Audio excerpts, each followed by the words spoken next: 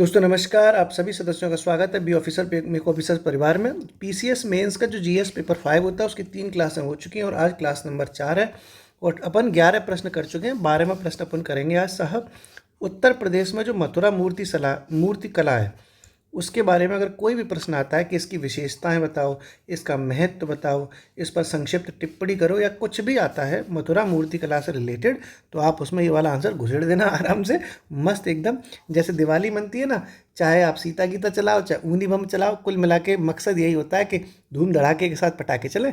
ऐसी बस पटाखे चलाने हैं मथुरा मूर्ति कला शैली में। अब अपन समझते हैं इसके बारे में। तो अगर आप इसके बारे में अगर इंट्रो लिखना चाहें, भूमिका अगर कुछ लिखना चाहें, तो मैं आपको बार बार बता रहा हूँ कि हेडिंग नहीं डलती है, ठीक है। वो मैं यहाँ पे बस आपको समझा देता हूँ कि एक इंट्रो हो गया इसलिए, ओके। तो आप लिख सकते हो कि इसका जो संरक्षण है, जो इसका मूर्ति कला थी मथुरा वाली, इसका संरक्षण कुषाण शासकों ने किया था। जो कुषाण शासक हुए हैं, कनिष्क वगैरह, कनिष्क हुए हैं, ये सब चीज़ें जो सुने होंगे, कनिष्क, उन्होंने इनका संरक्षण किया था मथुरा मूर्ति कला का। और ये जो है गांधार मूर्ति कला जो थी उससे प्रभावित है, ठीक है। गांधार कला से प्रभावित है ये मथुरा वाली कला, ठीक है। मथुरा मूर्ति जो कला है वो गांधार कला से प्रभावित है। इस तरीके से आप छोटा मोटा एक परिचय दे सकते हो, भूमिका लिख सकते हो कि उत्तर प्रदेश में जो मथुरा मूर्ति कला शैली है वो कुषाण शासकों के संरक्षण में पली बढ़ी और ये गांधार कला से प्रभावित है। इस तरीके से आप 2-4 लाइनें लिख के भूमिका लिख दोगे। अब अपन मेन बॉडी देखते हैं। तो पहले अपन देख लेते हैं कि मथुरा जो मूर्ति कला है उसमें जो मूर्तियाँ बनी वो कौन कौन सी बनी, ठीक है। तो मथुरा, ठीक है, जो मथुरा शैली में निर्मित मूर्तियाँ कौन सी बनी, पहले तो यही समझ लेते हैं, फिर ये समझ लेंगे कि क्या थोड़ी बहुत इसकी विशेषताएं हैं, तो अपना आंसर रेडी हो जाएगा बढ़िया वाला। तो मथुरा मूर्ति शैली में निर्मित मूर्तियाँ देखते हैं अपन, ठीक है। मैं आपको अलग अलग तरीके से फ्रेमिंग भी बताता हूँ ताकि आपको डाइवर्सन मिले, विविधता मिले, आप अलग अलग तरीके से आंसर लिख के आएँ। तो एक तो देखो, मथुरा में जो मूर्ति मिली वो सबसे जो प्रसिद्ध मूर्ति है वो है महावीर स्वामी की मूर्ति, ठीक है। जैन तीर्थंकर की वो प्रतिमा है। तो लिख सकते हैं अपन यहाँ पे, या इस तरीके से भी कर सकते हो। देखो, अगर ऐसे तीर बना ना, ऐसे तीर बना सकते हो, ऐसे बना सकते हो, ऐसे बना सकते हो, ऐसे बना सकते हो, तो अच्छा लगता है, ठीक है। तो लिखो जैन तीर्थंकरों की प्रतिमा मिली है, जैन तीर्थंकरों की प्रतिमा, ठीक है। और जैन तीर्थंकरों में भी जो प्रतिमा मिली वो मिली महावीर स्वामी की मिली। महावीर स्वामी है ना जैन धर्म के 24वें तीर्थंकर, उनकी प्रतिमा मथुरा शैली में मिली है, यानी मथुरा में मिली है, ठीक है। एक भगवान बुद्ध की प्रतिमा भी मिली है, भगवान बुद्ध की प्रतिमा भी मिली है, ठीक है, ओके। ऐसी एक प्रतिमा मिली है कनिष्क की, जिसमें सर नहीं था कनिष्क का। तो कनिष्क की सिर विहीन, यानी उसमें कनिष्क की खोपड़ी नहीं है, ठीक। जैसे रावण की 10-10 खोपड़ी होती है, लेकिन कनिष्क की ऐसी प्रतिमा मिली जिसका सर ही नहीं है, ठीक है, खोपड़ा है ही नहीं उनका, सिर विहीन प्रतिमा साहब। यानी मतलब रहा होगा कभी, जैसे कनिष्क है ना, जैसे ये मान लो कनिष्क हो गए बढ़िया से एकदम टनटनाते हुए, ये कनिष्क है। तो जो प्रभु भैया का हिसाब कनिष्क, इनकी जो प्रतिमा मिली है वो इतने हिस्से की मिली है, खोपड़ी इनकी गायब हो गई है, यानी टूट टाट गई, ऐसी प्रतिमा मिली है। बस हाथ पैर और बाकी हिस्से हैं, ठीक है, बाकी हिस्से तो पूरे हैं भाई साहब, समझ रहे हो, वो खोपड़ी नहीं है कि नहीं। तो ये कनिष्क की सर्वहीन प्रतिमा मिली है मथुरा में। और भी प्रतिमाएं बहुत मिली हैं, जैसे यक्ष की प्रतिमा मिली है, यक्ष यक्षिणी की प्रतिमाएं मिली हैं, ठीक है, ये भी साहब खूब मिली हैं। विष्णु भगवान की भी मिली हैं, हिंदू देवी देवताओं की भी मिली हैं, पर इतना ही अपन को याद रख लिया तो यही बहुत है। जैन तीर्थंकर की मिली, भगवान बुद्ध की मिली, कनिष्क की मिली है सिरविहीन, और यक्षिणी की प्रतिमा भी मथुरा शैली में मिली है। अब मथुरा शैली कहाँ फेमस होगी, ब्रज क्षेत्र में तो होगी पूरी, जो आगरा मथुरा वाला क्षेत्र है, तो वहीं पे मिली है ये सारी। अब इसकी कुछ अपन विशेषताएं देखते हैं कि क्या विशेषताएं हैं मथुरा कला शैली की, ठीक है। 2-4 विशेषताएं देख लेंगे तो वो भी अच्छा लगेगा। तो जो मथुरा कला शैली का जो विस्तार है वो भी तो विशेषता है कि कहाँ तक ये विस्तृत थी। तो ये पूरा का पूरा जो इनका विस्तार है वो आपका आगरा मथुरा इधर की तरफ ज़्यादा है, ठीक है, आगरा मथुरा, ठीक है, इधर की तरफ ये प्रतिमा ज़्यादा मिली हैं। कुछ इसकी प्रतिमाएं बनारस में भी मिली हैं। तो वाराणसी श्रावस्ती का भी जो क्षेत्र है वहाँ पे भी कुछ इस शैली में बनी हुई मूर्तियाँ आपको देखने को मिल जाएंगी, ठीक है। इसमें जो पत्थर प्रयोग हुआ है। जब आप मथुरा में जाएंगे देखने तो जो प्रतिमाएं हैं वो लाल कलर की प्रतिमाएं हैं, तो लाल पत्थर का प्रयोग हुआ है। ठीक है, लाल पत्थर का प्रयोग, लाल पत्थरों का प्रयोग आपको देखने को मिलेगा इन प्रतिमाओं में। ओके, तो लाल जो पत्थर है वो वहाँ पर आपको देखने को मिल जाएगा। और साहब देखो, जो मथुरा में प्रतिमाएं मिली, चाहे वो जैन तीर्थंकरों की हों, बुद्ध की हों, यक्ष यक्षिणी की हों, या कनिष्क की तो खोपड़ी नहीं दिख रही, तो इसके बारे में तो क्या ही बोलें। मतलब जितनी प्रतिमाएं ज़्यादातर मिली हैं ना मथुरा कला शैली में, उनमें आपको एक चीज़ बहुत देखने को मिलेगी, प्यार। आय हाय हाय, भीगे ओठ तेरे प्यासा दिल मेरा कि रे, प्यार का मतलब ये है कि जो इनकी प्रतिमा है उसको देख के आपको लगेगा कि वो गुस्से में नहीं है, वो स्नेह में है। समझ रहे हो?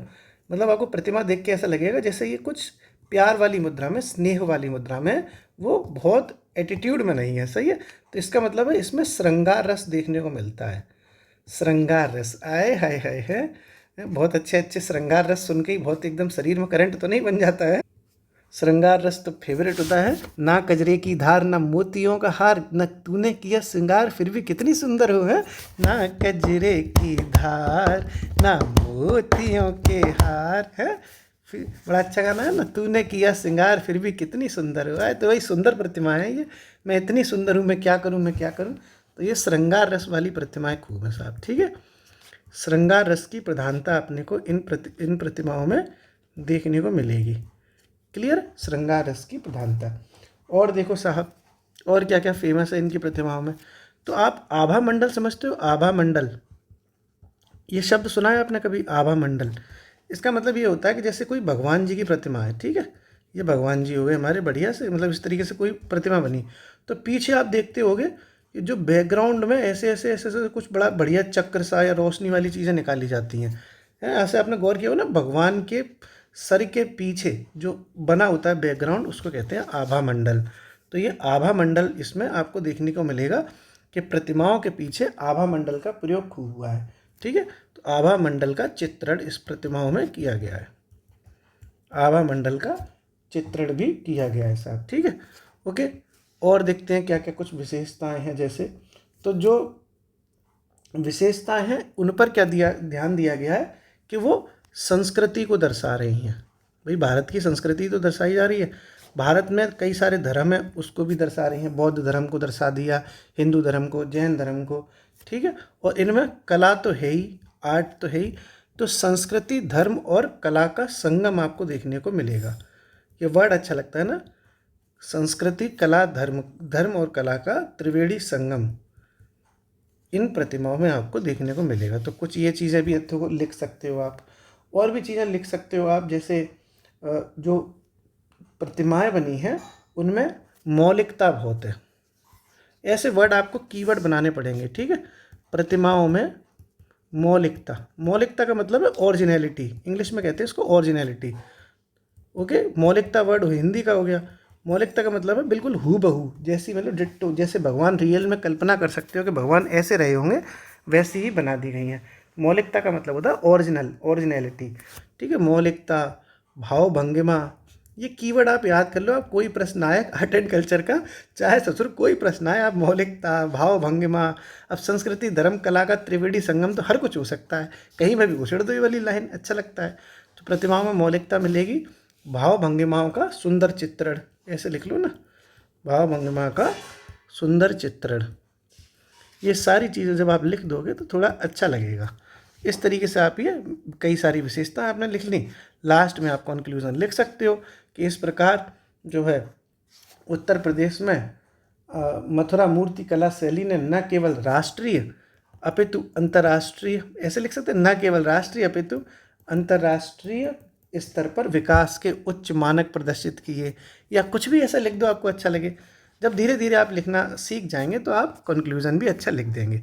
फिलहाल इसमें अपन ने इतना ही काफ़ी होता है। मथुरा मूर्ति में के कुषाण शासकों के संरक्षण में गांधार कला से प्रभावित थी। तो मूर्ति कौन कौन सी है? जैन तीर्थंकर की महावीर स्वामी वाली, भगवान बुद्ध की प्रतिमा, यक्ष यक्षिणी की प्रतिमा और कनिष्क की ऐसी प्रतिमा जिसमें खोपड़ी है ही नहीं उनकी। विशेषताएं क्या हो गई कि इसका विस्तार आगरा, मथुरा, बनारस, श्रावस्ती तक है। इसमें लाल पत्थरों का प्रयोग किया गया है। श्रृंगार रस की प्रधानता है। आभा मंडल का चित्रण है, आभा मंडल का की नहीं का, आभा मंडल का भी चित्रण है। ये जो है संस्कृति धर्म और कला का त्रिवेणी संगम पर आधारित है। प्रतिमाओं में मौलिकता है, भाव भंगिमाओं का सुंदर चित्रण है। और ये कुछ उदाहरण तो हमने दिए ही हैं, कुछ आप यहाँ पे भी दे सकते हो एग्जाम्पल के तौर पर। वैसे तो 3-4 एग्जाम्पल ऊपर और लिख दिए, यहाँ आप लिख सकते हो एग्जाम्पल के तौर पर। विष्णु की चतुर्भुज प्रतिमा, विष्णु की चतुर्भुज प्रतिमा, ये भी बहुत बड़ा उदाहरण है। ठीक है साहब। एक कंकाली टीला भी है मथुरा में, वो भी बढ़िया है। तो ऐसे एग्जाम्पलों की कोई कमी नहीं है, मैं आपको कई सारे एग्जाम्पल ऑलरेडी दे चुका हूँ। जैसे यही सब एग्जाम्पल ही तो हैं, ये लिखे हुए हैं जैन तीर्थंकर भगवान, ये सब एग्जाम्पल हैं। 2-3 एग्जाम्पल और दे दिए, इतना काफ़ी होता है। ठीक है साहब। अगला देखते हैं अपन प्रश्न नंबर 13। और बताओ 13 घाटा मेरा कुछ नहीं जाता। दिवाली कैसी रही है बताओ तुम, दिवाली बढ़िया रही है? आए लड़कियों ने तो आनंद पेल दिया भाई साहब, धुआं मचा दिया। खूब फोटो देखे, इंस्टाग्राम पर जुड़ी हैं लड़कियां मुझसे, अपने जो मतलब कुछ लोग जुड़े हुए हैं, मैंने भी खूब देखे। हाथ में दीपक लेके जो तांडव शुरू हुआ है ना भाई साहब, यमराज का सिंहासन हिला दिया उसने दिवाली पे। लड़कियों का फ़ोटो आएगा, एक बढ़िया सी लड़की होगी ऐसे, आहा हा, बढ़िया एकदम। बिंदी लगा दूँ उसके थोड़ा सा, एकदम बढ़िया ऐसे लड़की आ जाती, तो बाल थोड़ा हेयर स्पा करा के आई है अभी है कि नहीं, बढ़िया सी लड़की होगी ऐसे, हाथ में दीपक लेके। फिर बैकग्राउंड में गाना चलेगा, बढ़िया बढ़िया गाने चलते हैं। कौन कौन से गाने बजते हैं दिवाली वाले? गाने नहीं होते, सुनते हैं जब प्यार में तो दिए जल उठते हैं, तन में मन में और नयन में दिए जल उठते हैं। तो ऐसे दिए खूब जलाएगा भाई। लड़कियों तुम इधर दिया जला रही थी, लड़के तुम्हें देख देख के जल रहे थे। तुम इतनी सुंदर हो, लड़के साले नहाए तक नहीं उस दिन दिवाली वाले दिन, लड़कियां लहंगे पहन पहन के फोटो खिंचवा रही थी। तो है खूब दिए जलाए, फिर लड़के चले आए, जाओ मस्त, बहुत खूब आनंद लिया है दिवाली में। अब चलो तुम्हारी दिवाली की सफाई पूरी हो गई हो, तो आ जाओ लौटाओ प्रश्न नंबर 13। उत्तर प्रदेश के बारे में फिर से अगला प्रश्न है। अगला जो सवाल है वो बहुत इम्पोर्टेंट है, मोस्ट इम्पोर्टेंट है, कि जो उत्तर प्रदेश में संग्रहालय हैं उन पर कोई भी किसी भी तरह का क्वेश्चन आ सकता है। म्यूज़ियम कहते हैं इसको इंग्लिश में, म्यूज़ियम। म्यूज़ियम की स्पेलिंग क्या है भैया, देख लूँ जी? नहीं होती होगी, मैं क्या रुको ना इंटरनेट से देखता हूँ। स्पेलिंग इंग्लिश से लिख लिए भैया, इंटरनेट से देख के। MUSEUM जो होता है, MUSEUM। ठीक है। तो म्यूज़ियम्स जो होते हैं उत्तर प्रदेश में, उससे रिलेटेड कोई भी प्रश्न आए तो आप कर सकते हैं, इसका आंसर उछेड़ देना।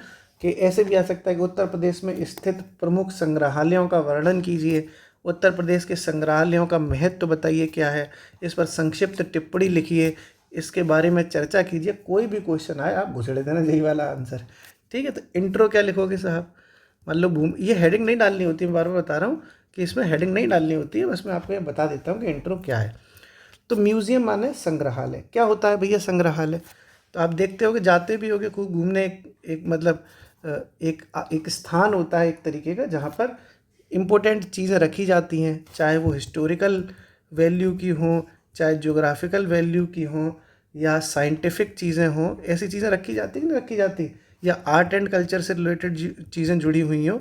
तो इस तरीके से आपको ये तो पता है, लेकिन इसी चीज़ को आपको भाषा में लिखना है, लैंग्वेज में लिखना है, वो अच्छी लैंग्वेज हो, ताकि आपका आंसर जो भूमिका है वो अच्छा लगे। तो ये मैं यहाँ लिखवा देता हूँ साथ में कि संग्रहालय क्या होता है साहब। तो लिख लो, संग्रहालय एक ऐसी संस्था है, संग्रहालय एक ऐसी संस्था है जिसमें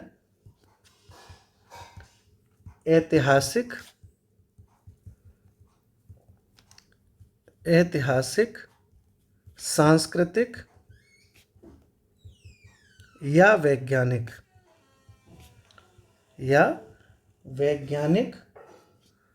या हटा दो अभी, या रह गया सॉरी, सांस्कृतिक, ऐतिहासिक, सांस्कृतिक, वैज्ञानिक या कलाकृतियाँ।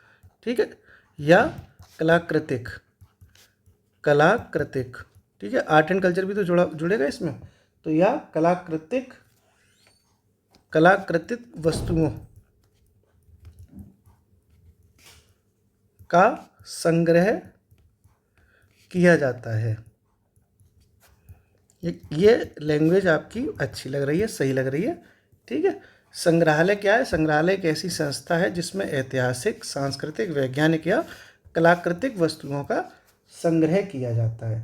ठीक है, टोटल जो अभी कितने उत्तर प्रदेश में टोटल म्यूज़ियम कितने हैं, टोटल म्यूज़ियम जो है वो इस वक्त कितने हैं, टोटल म्यूज़ियम है इस वक्त 88। ठीक है, टोटल जो म्यूज़ियम है इस वक्त 88 हैं उत्तर प्रदेश में। ओके, तो ये आप इस तरह से इंट्रो लिख सकते हैं।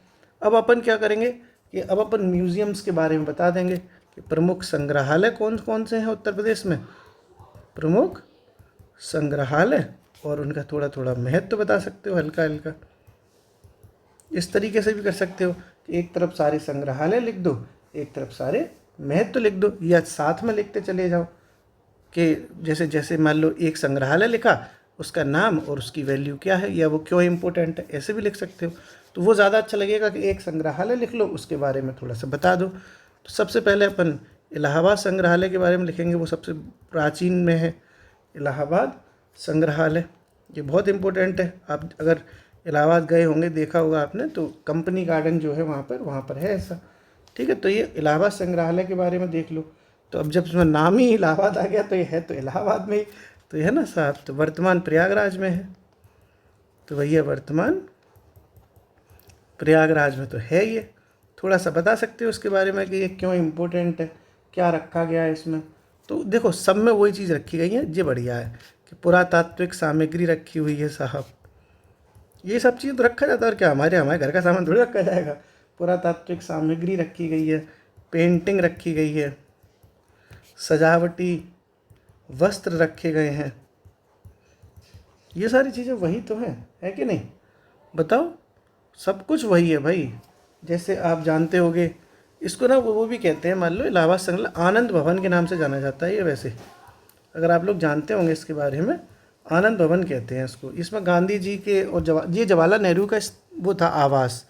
तो ये पेंटिंग रखी है ना, गांधी जी व जवाहरलाल नेहरू, ठीक है, JL नेहरू के जीवन से संबंधित सामग्री रखी हुई है, जीवन से संबंधित सामग्री रखी हुई है।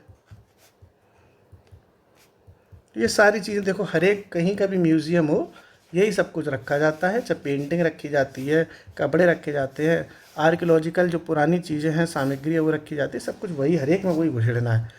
अगला जो संग्रहालय उसको देखते हैं। अगला संग्रहालय है विधि संग्रहालय। विधि संग्रहालय, विधि मतलब हो गया कानून से संबंधित, तो ये थोड़ा कानून से रिलेटेड होगा। और ये है आपका विधि संग्रहालय। ये है आपका, जो आपने देखा होगा कि जो हाई कोर्ट है उसकी स्थापना 1866 में हुई थी ना, तो ये उसके 100 साल पूरे होने पर, जब 1866 में तो हाई कोर्ट बन गया, तो इसके जब 100 साल पूरे हुए, नहीं 1866 के 100 साल कब पूरे होंगे, 1966 में, तो ये 1966 में स्थापित हुआ था हाई कोर्ट के 100 साल पूरे होने पर। ठीक है, तो इसके बारे में थोड़ा सा लिख सकते हो, ये अच्छा लगेगा कि माननीय उच्च न्यायालय के शतवर्षीय समारोह में, ठीक है, शतवर्षीय मतलब 100 साल बाद, शतवर्षीय समारोह पर 1966 में स्थापित,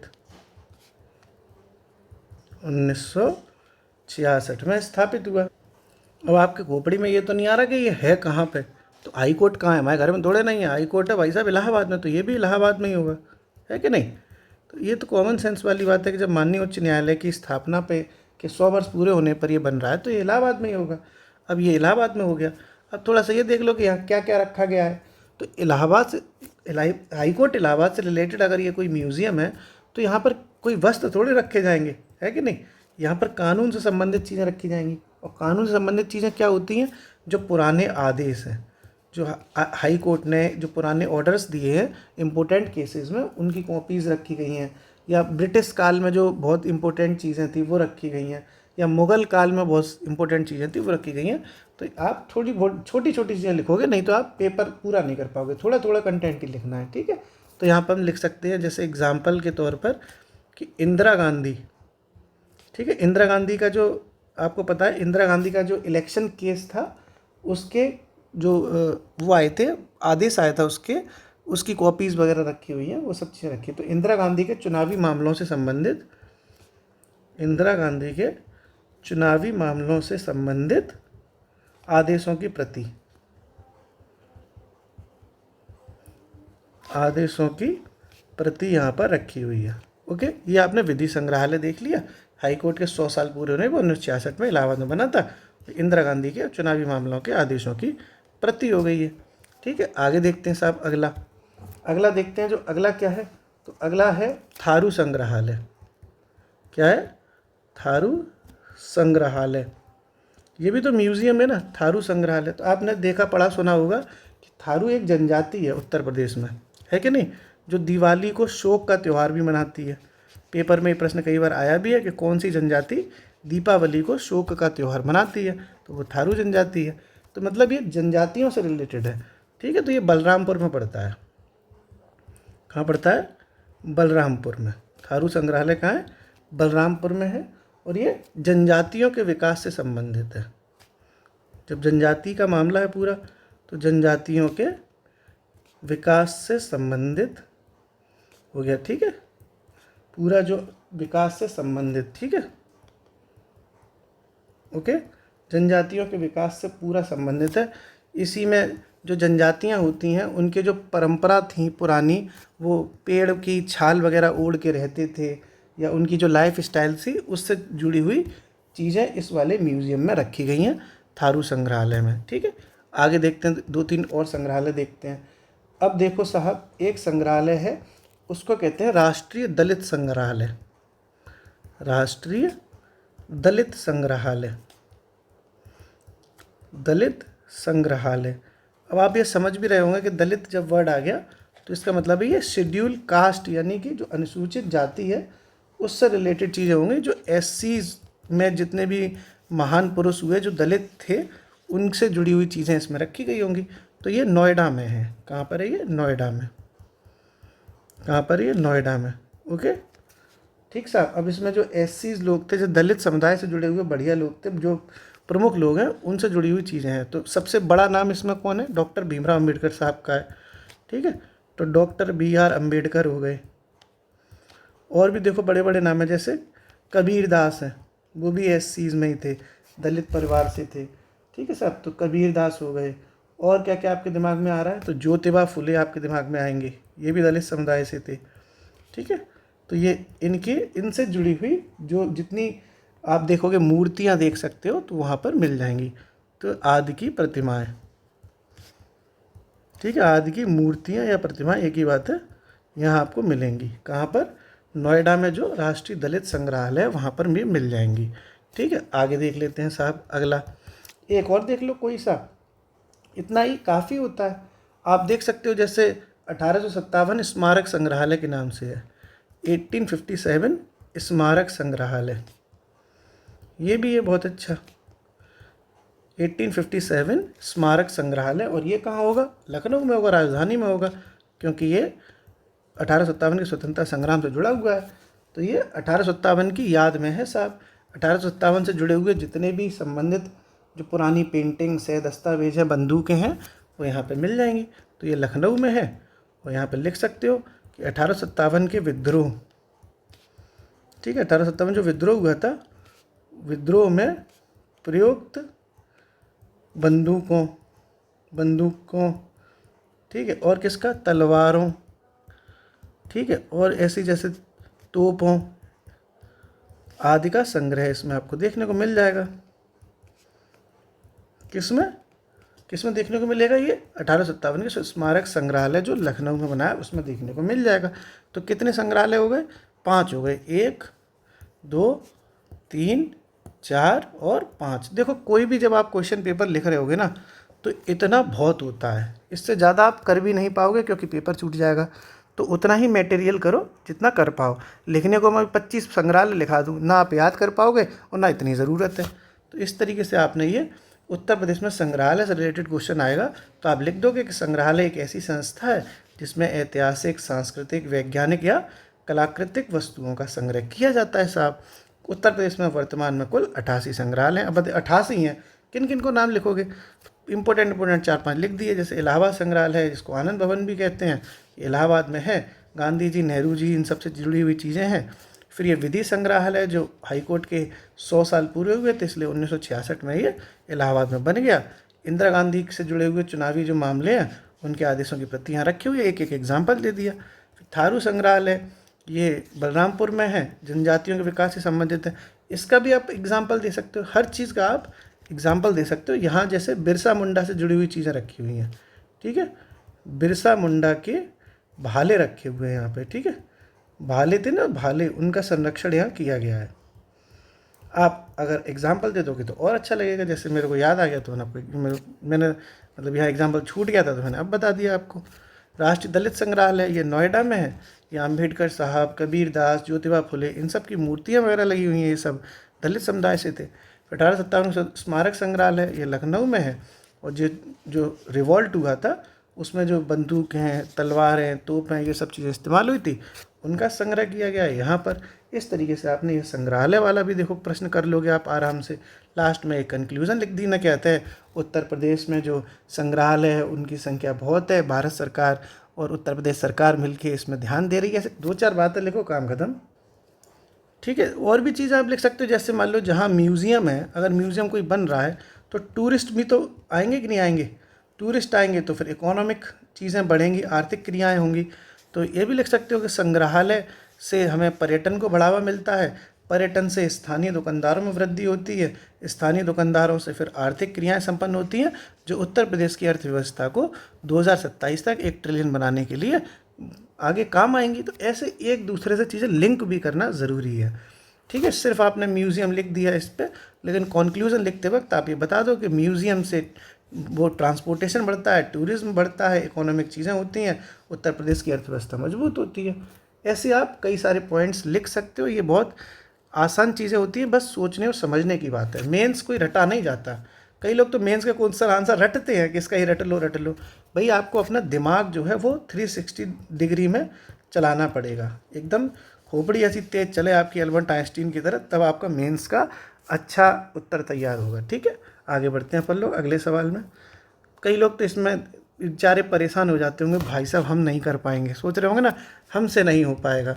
तुमसे नहीं होगा तो कोई और करेगा, इससे अच्छा कि तुम ही कर लो, क्योंकि इतना कठिन नहीं है। प्री बहुत कठिन है भाई, तुमको लग रहा है प्री और मेंस में। अगर कोई मुझसे पूछे कि प्री निकालना कठिन है या मेंस निकालना कठिन है, तो मैं 200% कॉन्फिडेंस से कहूँगा कि प्री निकालना कठिन है, मेंस निकालना कठिन मतलब इसकी तुलना में आसान है। क्यों? क्योंकि मेंस में आप सोच के लिख सकते हो, प्री में आपको सोचने समझने से आप कोई मतलब नहीं है। अगर आपको याद है, आपको आंसर पता है तो ठीक है, नहीं पता तो ऐसे तैसे में जाओ तुम, है कि नहीं भाई। 4 ऑप्शन दिए हैं, तुम जो सही मार रहे हो ABCD, तुमने B सही मार दिया, आंसर A था, तो तुम चाहे कितने बड़ी विद्वान सही गलत हो जाएगा, लेकिन मेंस में तुम सोच समझ के लिख सकते हो। ये बहुत अच्छी चीज़ है। मतलब कोई भी प्रश्न आता है तो तुम उसमें अपनी दिमाग का इस्तेमाल करके, अपने एक्सपीरियंस का इस्तेमाल करके, अपनी अच्छी बातों का इस्तेमाल करके आप अच्छा आंसर फ्रेम कर सकते हो। इसलिए मेंस जो है प्री की तुलना में आसान हो जाता है कि नहीं, बताओ, है ना। क्यों? डियर ब्यूटीफुल गर्ल्स होता है कि नहीं होता या डियर ब्यूटीफुल बॉयज़, है कि नहीं, आसान हो जाता है कि नहीं हो जाता, बताओ। हो जाता है भाई। आगे बढ़ते हैं अपन लोग, थोड़ा सा अगला सवाल देखते हैं, अगला प्रश्न देखते हैं। अगला कौन सा है? 14वां प्रश्न, 14 आएगा ना। ये कौन सा था? प्रश्न ये 13 था, ये वाला है ना, ये देखो 13 था ना। अब 14वें की तरफ बढ़ते हैं। और सब बढ़िया चल रहा है, मौज चल रही है। ये मेंस में आप चीज़ें अपन समझ लेंगे तो आपका लाइफ टाइम के लिए प्रिपेयर हो जाएगा। लाइफ टाइम का मतलब ये नहीं कि ज़िंदगी भर मेंस ही देते रहोगे ससुर ऐसे मत सोचो। पहली बार में प्री, पहली बार में मेंस, पहली बार में इंटरव्यू पास कर दो। एक बार आपका जब ये कंटेंट रेडी हो गया तो आप बहुत अच्छे से प्रिपेयर भी कर सकते हो। कई लोगों को नोट्स बनाने में हो सकता है दिक्कत आ रही हो, सोच रहे हो यार कौन लिखे इतना। तो अगर आप लिखने के आलसी व्यक्ति हैं तो आपको मेंस में इतना लिखना पड़ेगा कि आपको आलस अपना दूर कर लेना चाहिए। फिर भी आप सोच रहे हैं कि टाइम बचाने के लिए कि ना लिखना पड़े, तो एक उपाय मैं आपको दे रहा हूँ। अगर आप ये सोचते हैं कि मैं PDF इसकी दे दूंगा तो आप गलत सोचते हैं। PDF मैं नहीं दूंगा। PDF इसलिए दूंगा क्योंकि आप अपने मेहनत करिए, वो ज़्यादा बढ़िया है। लेकिन फिर भी एक उपाय इसका ये है, शॉर्ट ट्रिक बता रहा हूँ इसकी, कि जैसे अगर आप चाहें तो इनका स्क्रीनशॉट ले लें। जैसे वीडियो चल रहा है आपके, आप वीडियो को रोक के पॉज करके स्क्रीनशॉट ले लें, तो आपको लिखना नहीं पड़ेगा। फिर आप बाद में लिख लेना, या स्क्रीनशॉट कई सारे जैसे स्क्रीनशॉट हो गए, पहला स्क्रीनशॉट, दूसरा स्क्रीनशॉट, तीसरा स्क्रीनशॉट, चौथा स्क्रीनशॉट। तो सारे स्क्रीनशॉट मर्ज करके आप इसका मर्ज कर लो और अपना PDF बना लो खुद ही। मैं नहीं दूंगा इसका PDF, मैं नहीं देता हूँ दोस्तों PDF। आपने देखा होगा जिसको पढ़ाई करनी है हमसे करे, नहीं करनी है अपनी इच्छा। मैं बेवकूफ़ नहीं बनाता। PDF दे दूंगा तो आप वीडियो नहीं देखोगे ना, वीडियो नहीं देखोगे तो आपको कुछ भी समझ में नहीं आएगा। भाई आप सिर्फ PDF से पढ़ेंगे तो आप समझ नहीं पाएंगे ना कि मैंने किस मर्म के साथ समझाया है। इसलिए नहीं देता मैं PDF। ये दुनिया क्या हो गई है, PDF मिलती है तो फिर वीडियो नहीं देखती। वीडियो नहीं देखती है तो उसे कुछ घंटा समझ में नहीं आता, फिर बाद में वो पढ़ाने वाले पर आरोप लगाती है कि इनका पढ़ाया हुआ बेकार था। जबकि रियलिटी है कि बच्चे ने वो पढ़ा ही नहीं कि पढ़ाया क्या था, वो सिर्फ PDF दे के बैठ जाता है, फिर बाद में सोचता है कि अरे हमें कुछ समझ में नहीं आया।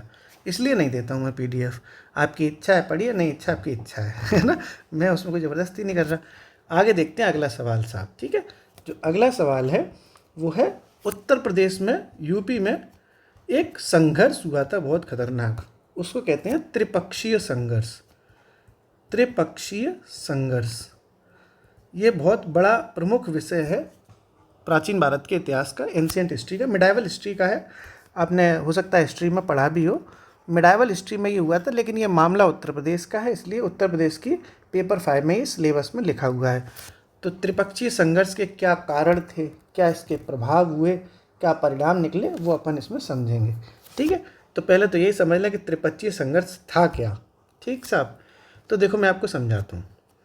कन्नौज का नाम आपने सुना होगा, सुना है कन्नौज? कन्नौज उत्तर प्रदेश में है, ये बात आपको पता है। तो कन्नौज एक बहुत बढ़िया जगह है, बहुत सुंदर जगह है, आज भी है और पहले भी थी। यहाँ पर क्या है कन्नौज में, क्योंकि नदी है, गंगा नदी है, तो उपजाऊ क्षेत्र है, ठीक है, क्योंकि अब फसल अच्छी हो जाती है। सांस्कृतिक केंद्र, कल्चरल सिटी है, इकोनॉमिक सिटी भी है क्योंकि अच्छी जनसंख्या है, नगर है, तो ये बहुत महत्वपूर्ण नगर था कन्नौज, आज भी हो तब भी था। तो 3 तरह के वंश थे। एक वंश था पाल वंश, एक वंश था प्रतिहार वंश और एक वंश था राष्ट्रकूट वंश। 3 वंशों की नज़र इसी कन्नौज पर सेंटर पर टिकी हुई थी कि हम ये भी चाह रहे थे पाल के हमें कन्नौज मिले, प्रतिहार भी चाह रहे थे कि हमें कन्नौज मिले, और इधर राष्ट्रकूट वंश भी चाह रहा था कि हमें कन्नौज मिल जाए। अब कन्नौज के लिए हो गई मारामारी। जैसे लड़के आपस में 3 लड़के हैं और एक लड़की के लिए लड़ रहे हैं, ऐसा होता है कि नहीं होता है? 100 अनार एक बीमार है, नहीं सॉरी, एक बीमार क्या कहते हैं, 1 अनार 100 बीमार है, वही वाला सिस्टम है कि ये कह रहा है कि तुम मेरी हो सनम, प्रतिहार कह रहे हैं नहीं तुम मेरी हो सनम, राष्ट्रकूट कह रहे हैं नहीं दुल्हन तो जाएगी दूल्हे राजा के साथ। तो ऐसा भसड़ मची हुई थी बहुत। तो पालों की, प्रतिहारों की और राष्ट्रकूटों के बीच में आपस में चल रही थी तनातनी खूब, ठीक है भैया। तो इसी को कहते हैं त्रिपक्षीय संघर्ष, कि कन्नौज के लिए पाल का, राष्ट्रकूटों का और प्रतिहार का जो आपसी युद्ध हुआ उसको कहा जाता है त्रिपक्षीय संघर्ष। मतलब 3 हो गया, ठीक है, 3 पक्ष आपस में लड़ रहे हैं। अब इसमें अंततः कौन जीते? तो अंततः जो जीते वो कौन जीते, जो विजयी कौन हुआ इसमें लास्ट में, अंतिम विजय किसकी मिली? तो वो मिली है प्रतिहारों की। किसको मिली है? प्रतिहार वंश इसमें अंतिम रूप से जीता था। तो ये आपको मैंने बता दिया थोड़ा सा इसका बेसिक कि ये था ही क्या, कि कन्नौज को लेकर पाल, प्रतिहार और राष्ट्रकूटों के बीच में जो संघर्ष हुआ था उसको कहते हैं त्रिपक्षीय संघर्ष, जिसमें अंततः कौन जीता? प्रतिहार वंश के शासक जीत गए। अब क्या कारण थे जिस वजह से ये युद्ध लड़ा गया? तो पहले अपन कारण देख लेते हैं साहब। तो अपन वही फ्रेमिंग कर रहे हैं बढ़िया, तो यहाँ कारण डालो, ठीक है, ऐसे बादल बना दूँ, 3-4 पॉइंट लिख देते हैं कारण में। सबसे बड़ा जो कारण है वो ये है, इसका क्या नाम है, त्रिपक्षीय संघर्ष का, कि साहब जो कन्नौज है वो गंगा किनारे स्थित था। तो गंगा के तट पर स्थित शहर, गंगा जो पवित्र मानी जाती थी, है कि नहीं? गंगा तो पवित्र मानी जाती है, आज भी मानी है, तब भी मानी जाती थी। तो तीनों वंश चाह रहे थे कि गंगा के तट पर है तो पवित्र शहर है, हमें मिल जाए। एक कारण इसका ये था, और भी इसके कारण थे, जैसे उत्तर भारत की राजनीति का केंद्र था ये कन्नौज। उत्तर भारत की यानी नॉर्थ इंडिया की पॉलिटिक्स का सेंटर था, क्योंकि कन्नौज एकदम सेंटर में, लखनऊ के पास है ना। तो उत्तर भारत की राजनीति का केंद्र था। ये भी बात समझ में आ गई होगी आपको बहुत अच्छे से। और क्या क्या चीज़ें हैं यहाँ पर? तो यहाँ देखो व्यापार बहुत अच्छा था, तो व्यापार व वाणिज्य का केंद्र था कन्नौज व्यापार व वाणिज्य का केंद्र था। व्यापार और वाणिज्य का केंद्र होगा तो फिर आर्थिक रूप से समृद्ध हो जाएगा भैया, इकोनॉमिकली ये बढ़िया होगा। तो आर्थिक रूप से भी समृद्ध था कौन, कन्नौज, है कि नहीं। ये भी बात सही समझ में आ गई होगी। और क्या क्या थी, तो यहाँ देखो क्राफ्ट बहुत है, शिल्प कला जिसको कहते हैं वो बहुत था। तो शिल्प कला की स्थिति जो है उन्नत थी, शिल्प कला की उन्नत स्थिति। ये भी एक बड़ा रीज़न था कि लोग यहाँ पर ये तीनों के तीनों राजा अपना शासन करना चाह रहे थे। और क्या रीज़न है, तो सबसे बड़ा रीज़न तो ये है कि ये तीनों के तीनों वंश एक उम्मीद लगाए बैठे थे कि भैया कन्नौज की गद्दी खाली है, हम करेंगे यहाँ पे राज। तो सबसे बड़ा जो कारण रहता है वो होता है साम्राज्य विस्तार। हर इंसान, हर वंश चाहता था तब पहले कि हमारा ज़्यादा से ज़्यादा साम्राज्य हो, तो साम्राज्य विस्तार। तो इस तरीके से आपने ये देखो कई सारे कारण देख लिए अलग अलग। अब इसके क्या परिणाम निकले वो भी तो जानना ज़रूरी है कि रिज़ल्ट क्या निकले इसके। वैसे तो इसमें जीत गए साहब आपके प्रतिहार, लेकिन सिर्फ जीत ही एक परिणाम नहीं होती है दोस्तों। किसी का जीत जाना ही एकमात्र रिजल्ट नहीं होता। किसने क्या खो दिया, किसको क्या मिल गया, और लोगों का क्या फ़ायदा क्या नुकसान हुआ। ऐसा होता है ना कि आपकी जीत से सिर्फ आप नहीं जीते, बाकी लोगों पर क्या फ़र्क पड़ा, जनता पर क्या फ़र्क पड़ा, कन्नौज पर क्या फ़र्क पड़ा, ये सारी चीज़ें बहुत ज़रूरी होती हैं जानना। तो ये सब सिर्फ इसी प्रश्न में नहीं, बाकी अलग प्रश्नों में भी आपको ये दिमाग लगाना है कि किसी भी परिणाम का सिर्फ एक परिणाम नहीं होता, और भी अलग अलग परिणाम होते हैं। ठीक है, जैसे मैं आपको बता रहा हूँ, जैसे आपको जब आप ये प्रश्न का उत्तर समझ रहे हैं, जब मैं आपको समझा रहा हूँ, तो आपको नई नई चीज़ें आपके दिमाग में आएंगी, जिससे आपका दिमाग का चतुर्मुखी विकास होगा, है कि नहीं।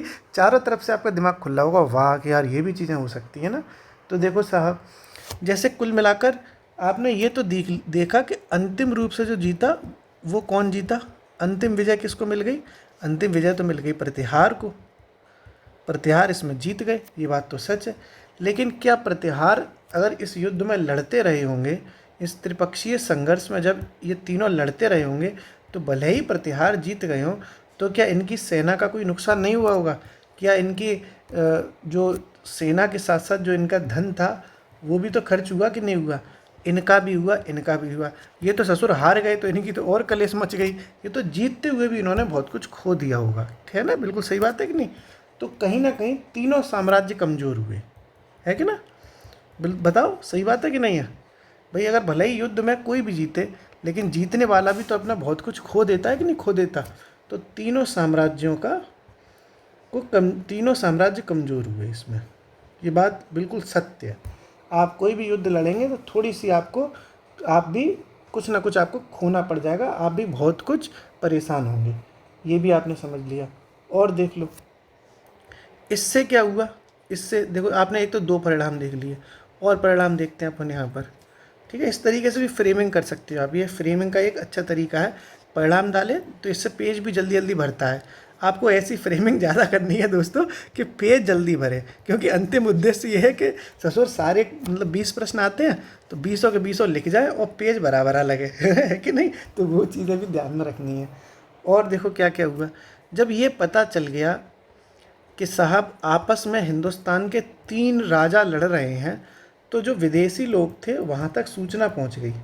विदेशी जो राजा थे आक्रमण करने वाले, जैसे अरब के लोग हैं या तुर्की लोग हैं, इन लोगों को पता चल गया कि जो ससुर आपस ही में लड़े मर रहे हैं, तो बाहर के लोग तो आएंगे ही धुआं मचाने, है कि नहीं। जब घर परिवार के ही लड़े मर रहे हैं तो पड़ोसी तो मज़े लेंगे कि नहीं लेंगे। तो क्या हुआ, विदेशी आक्रमण का मार्ग प्रशस्त हुआ, विदेशी आक्रमण का मार्ग प्रशस्त हुआ।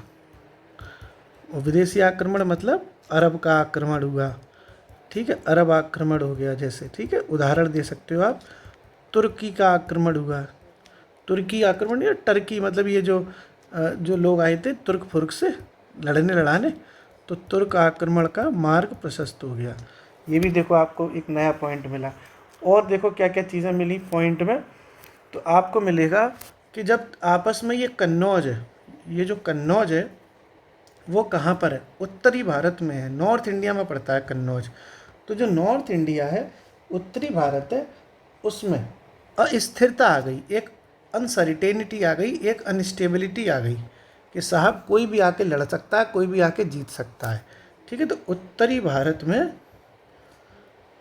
भारत में अस्थिरता में वृद्धि हो गई, अस्थिरता में वृद्धि हो गई कि नहीं हो गई? बिल्कुल। जब पता चल जाता है कि आपस में लड़के कोई भी जीत सकता है तो वृद्धि हो जाती है। और देखो क्या क्या इसके परिणाम निकले, 4-5 परिणाम जान लेते हैं, 4 जान लिए, 2 और जान ले लेते हैं। अब देखो, एक परिणाम ये निकला कि जो वेस्टर्न इंडिया था, पश्चिमी भारत था, उनको पता चल गया कि अगर आप चाहो, हिंदुस्तान में अगर आप चाहो तो किसी एक शहर के लिए आपस में लड़के जीत सकते हो और उस साम्राज्य पर अपना जो है इक्का चला सकते हो, अपना खुद का वंश स्थापित कर सकते हो। ये इस युद्ध ने ये साबित कर दिया कि ज़रूरी नहीं है कि आप यहाँ के रहने वाले हो, आप बाहर से आके भी अपना साम्राज्य का विस्तार कर सकते हो। तो ये बात जब पूरे भारत में फैल गई तो वेस्टर्न इंडिया में भी इसका प्रभाव देखने को मिला और इसी युद्ध के बाद पश्चिम में राजपूतों का उदय हो गया। पश्चिम में राजपूत का उदय हो गया, राजपूत जो आप सुने होंगे, राजपूतों का साहब उदय हो गया।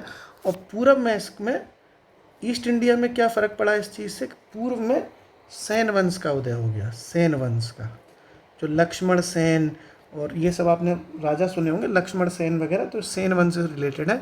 तो पूर्व में सेन वंश का उदय हुआ। यानी जब पता चल जाता है हमें कि हम लड़ के भी, जीत के भी अपना वंश स्थापित कर लेते हैं, और प्रतिहारों ने ये प्रमाणित कर दिया कि आप जो है, उन्होंने कन्नौज पर विजय हासिल कर ली, तो फिर राजपूतों ने भी पश्चिमों में विजय हासिल कर ली, सेन वंश ने पूर्व में अपनी विजय हासिल कर ली। इस तरीके से ये पूरे के पूरे परिणाम कई सारे सामने आ गए।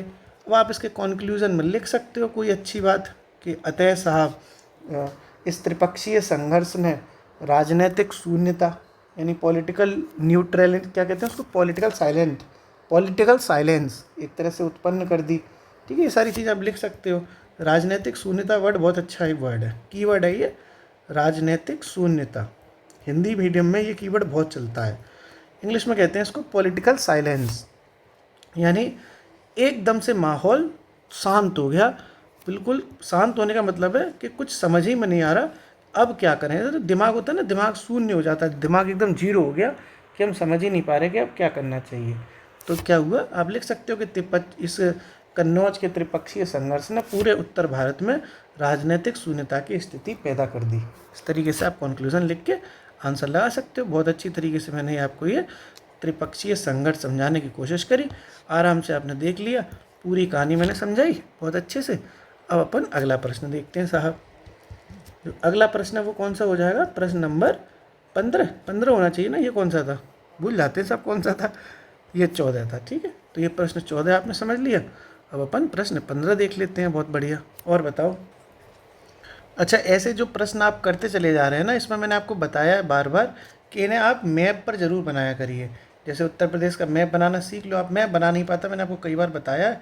जैसे मान लो ये यूपी का मैप हो गया बहुत अच्छा सा, अब जहाँ पे भी कन्नौज है वहाँ पर ये कन्नौज इस तरीके से बना दो, वो आपको 1 नंबर ज़्यादा दिलवा देगा, आधा नंबर 1 नंबर आपको ज़्यादा मिलेगा। मैप आप हर प्रश्न में बनाएं, उत्तर प्रदेश स्पेशल जो लोकेशन से रिलेटेड कोई भी क्वेश्चन आता है तो आप ज़रूर बनाइएगा, सही है।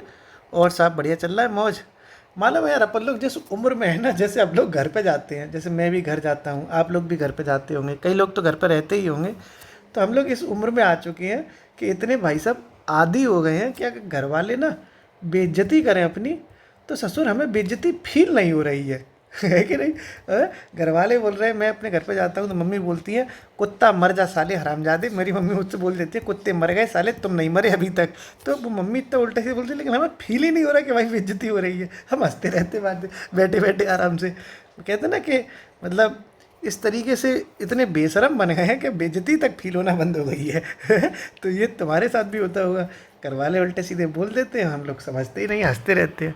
तो उस दिन मैंने फ़ोन किया अपने दोस्त को कि भैया बहुत परेशान है, भैया क्या दिक्कत है? तो भैया घर वाले बेइज्जती कर रहे हैं भैया, पर हमें बेइज्जती फील नहीं हो रही है। तो ये बड़ा दिक्कत आ जाती है कभी कभी। ससुर सारा कॉन्फिडेंस गिर गया है फिर भी टेंशन नहीं हो रही है। तो अब अपन थोड़ा सा अगले देखते हैं, अगला सवाल। अगला जो क्वेश्चन है वो उत्तर प्रदेश में शिल्प कला से रिलेटेड है। यूपी में शिल्प कला, शिल्प कला को इंग्लिश में कहते हैं क्राफ्टिंग, हैंडीक्राफ्ट कहते हैं ना, हैंडीक्राफ्ट, क्राफ्टिंग होती है ना, हैंडीक्राफ्ट्स।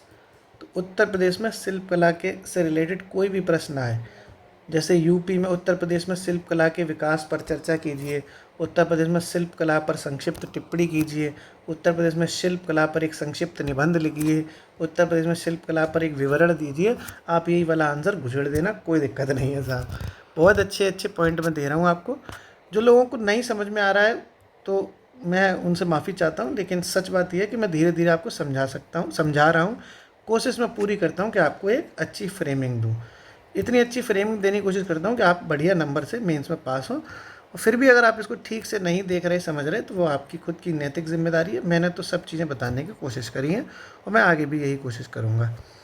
ठीक है साहब, चलो अब मुस्कुराओ थोड़ा सा, अरे थोड़े मुस्कुरा लो, अरे मुस्कुराओ, अरे अरे थोड़ा मुस्कुराइए भाई, अरे मुस्कुरा दो, थोड़ा सा अनारकली वाली फीलिंग आ जाएगी।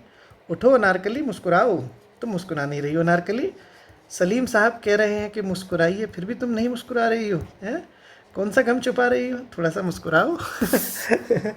चलिए साहब, अपन हैंडीक्राफ्ट देखते हैं उत्तर प्रदेश में शिल्प कला।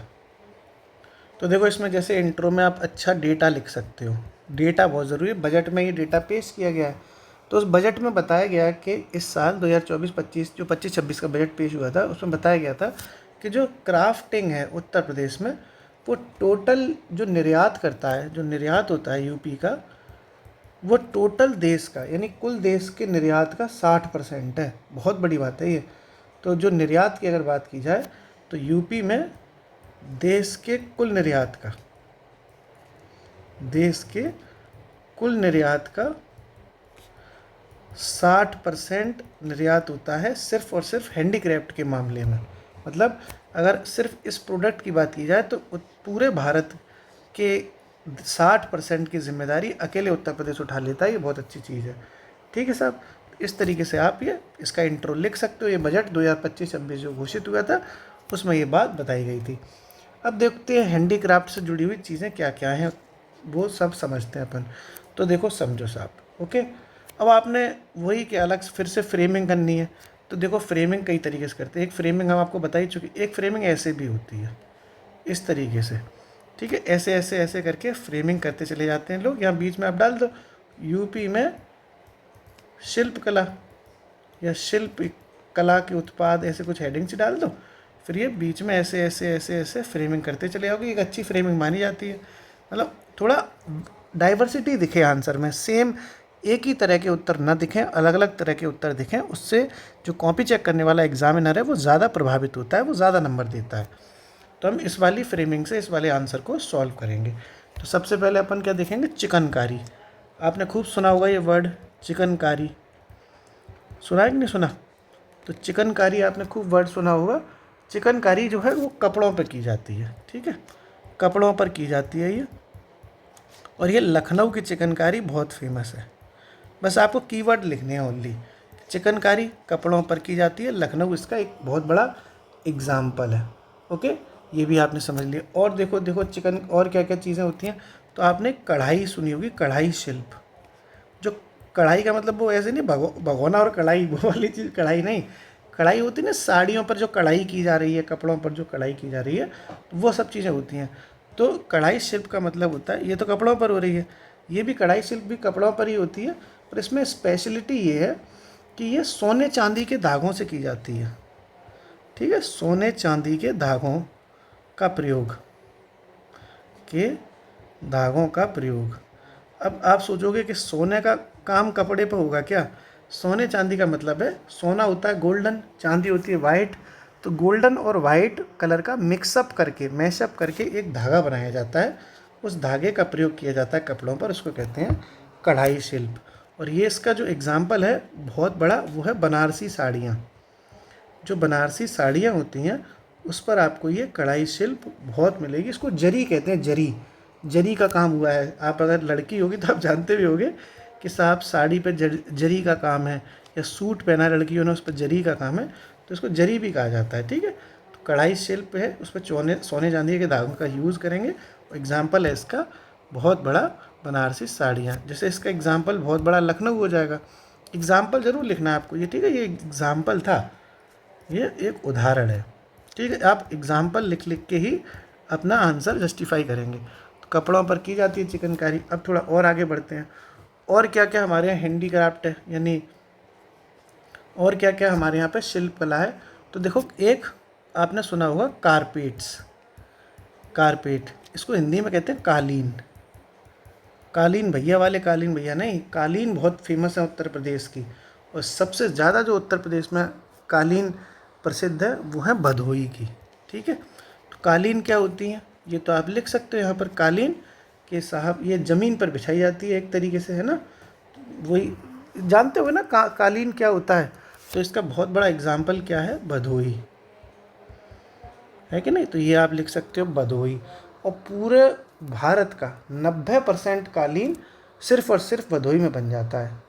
ओके, बहुत बड़ी चीज़ है ये, ठीक है साहब। तो बहुत ज़्यादा बड़ा एक केंद्र है भदोही, जहाँ की कालीनें प्रसिद्ध है।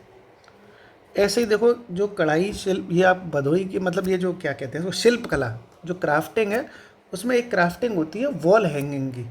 किसकी, वॉल हैंगिंग।